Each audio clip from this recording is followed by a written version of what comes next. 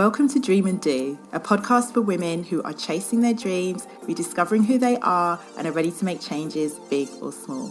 I'm your host, Nicola Ray Wickham. Join me for confidence pep talks, soulful insights, and practical tips on all things creativity and wellness, along with powerful conversations with women who are dreaming and doing in action.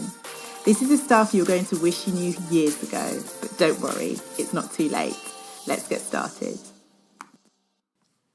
In today's episode of the Dream and Do podcast, we are talking about fear. And it was a topic that I always knew that we were going to cover. It's not going to be the last conversation on the subject, but this particular episode was instigated by my little one. We were just hanging out the other day and completely out of the blue, she said to me really intently, you know, sometimes when they just stop and ask you something versus them playing and distractedly asking. This is one where she actually stopped, looked me in the eye and said, "What are you scared of, mummy?" And I was thrown. I was thrown at the way that she'd so consciously asked me. I was thrown by the fact that we weren't even talking about scary things or anything like that. She just came out with it. So it was obviously something that was on her mind. And we then went on to have a really interesting conversation about it. And I thought, well, what am I scared of? And that question is one that we don't ask ourselves enough or at all, maybe. We know what we're scared of when we feel it. So we walk around life feeling the fear of various things. Often it's the fear of things that are not yet real. I'm sure you've heard that saying. And it's the fear of kind of futurescaping for things that haven't even happened yet, because they may never happen. But when we actually ask ourselves what we're scared of and almost give that fear a kind of some perspective, a kind of grading system to it, it can help to take the sting out of the fear. It can help to alleviate some of that fear. So she asked me what I was scared of, and obviously she's only 4. So I was like, well, I'm not scared of spiders, but I don't like them.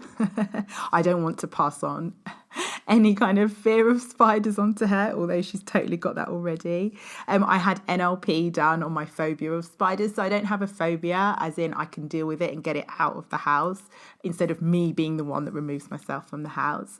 But spiders always comes to mind because so many people have that fear of spiders, right?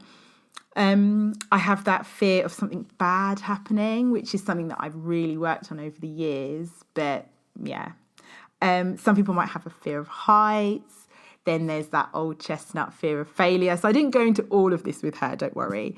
But we all have those kind of different levels of fear. But then there's the fear that might affect you as you walk around day to day. And especially in your creative life and the things that you want to do and the dreams that you want to achieve, it will be fear that's stopping you from sharing your work. It will be fear that's stopping you from even putting pen to paper, putting words on the page, from standing up and saying what you want to say, from singing that song, from creating the communities that you want to create, like whatever it is that you want to create. What might have been, is stopping you is that fear, right? And that fear isn't the same as a fear you might have of heights and spiders, which is that paralyzing fight or flight kind of fear, but it's still a kind of fear. So as I said, this isn't going to be the last conversation we have about fear, because after all, it is such a big thing. It has so many different disguises. It wears so many different outfits. It pops up at so many different times under different names and in different ways. And wherever we are and whatever stage we're at on our journey, it's always going to be there. But giving it some awareness and thinking about how you perceive that fear is massive in being able to work through it. And it's not that whole feel the fear and do it anyway. My approach is a lot more about embracing that fear. So that's what I'm going to talk to you about in today's episode is about embracing that fear so that you can go to where you want to go to and do what you want to do, and not let that stop you all of the time. I'm going to run through 3 ways that you can change the way that you view fear and therefore change your relationship with fear right now, today. The first one is very heavily influenced by Liz Gilbert. She's a lady who wrote Eat, Pray, Love, and it was in her book Big Magic that changed everything for me, because the way that she described her relationship with fear was one that I could get on board with. And from that day that I read that is what I've adopted, and it has made the world of difference. I'm really excited to share that one with you today. If you've not already read the book, and if you have, then this will just serve as a reminder. Liz she gives this wonderful analogy about her riding in the car with fear and then with her desire. And she talks about that her fear isn't the one that is directing them. It's not the fear isn't the one who's saying, right, we're going to go left, right, straight, turn around. It's her desire, her intuition, her knowing, her inner wisdom that is going to take them where they want to go. But she understands that the fear is going to be there, and she puts the fear in the back seat. And the fear will tap on her shoulder, just like a backseat driver does, and comment.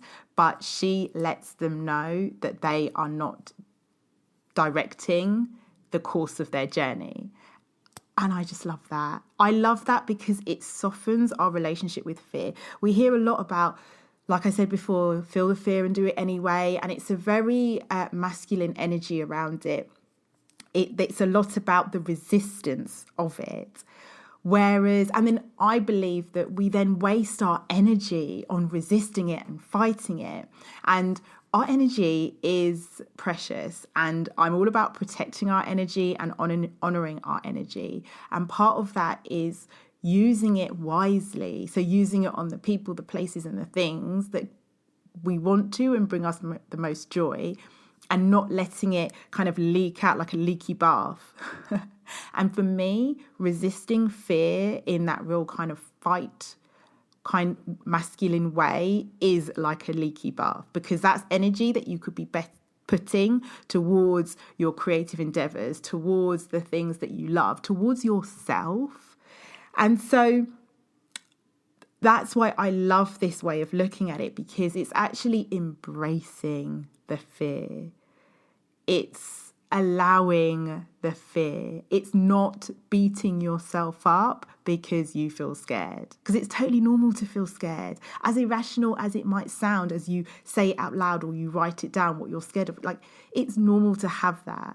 As hunters and gatherers, we had that fight or flight instinct response within us, and our bodies still don't know whether it's a big lion that's about to attack us, or it's the fact that we might post on Instagram and everybody laugh at us. Sometimes it's that same physiological reaction that happens. Ultimately, fear is just trying to protect us. And this is something that Liz talks about. And when I sat back and realised that the fear was just trying to protect me, I was like, well, yeah, thank you. And that's the conversation that I now have with fear, and I encourage others to do as well, is that just turn to your fear, and you can do that in your mind if you want to. You can do it through journaling, but acknowledge the fear, thank the fear for coming and trying to protect you, but decline. And that's what Liz does. She says, like, thank you, fear, for showing up and trying to be here for me, but I'm going to need you to sit in the back seat. And sometimes I'm going to tell you that you need to shut up. Sometimes I'm just going to let you talk and I'm going to ignore you. But ultimately, you need to know that I'm going to do what I want to do anyway. I'm going to follow the course of my intuition and my desire anyway. But you know what? Thank you. And this is one of the biggest reframes that you can make in terms of how you view fear. So that's number 1. Let it ride in the car with you, but not let it dictate your journey. Tip number 2 in reframing and creating a new relationship with fear is to think about what if. And I know you're probably saying, yeah, but Nicola, I think about what if a lot. And that's why I have the freaking fear in the first place. And I hear you and I understand you. But what I am encouraging you to do today is to flip that. So you are currently spending loads of time in the what if it all goes wrong. What if it all goes to shit? What if I end up making a complete fool of myself? What if everybody hates me? What if I can't deliver? What if all of the negatives? And that is the cause for so much of our fear, because we're fearful of those bad things or perceived bad things happening.